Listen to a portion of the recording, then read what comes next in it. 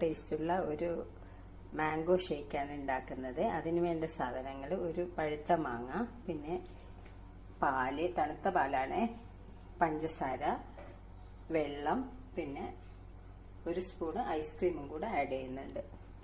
മാങ്ങ തൊലിചെത്തി ചെറിയ പീസുകളാക്കിയിട്ട് മിക്സിയുടെ ജാറിലേക്ക് ഇടുക.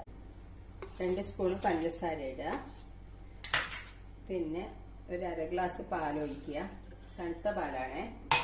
കുറച്ച് ഒരു അര ഗ്ലാസ് വെള്ളം ഒഴിക്കുക.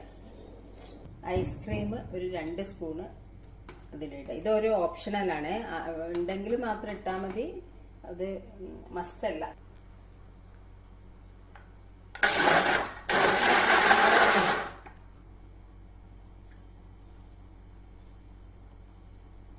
നല്ല രസികൻ മാംഗോ ഷേക്ക് തയ്യാറായിട്ടുണ്ട്.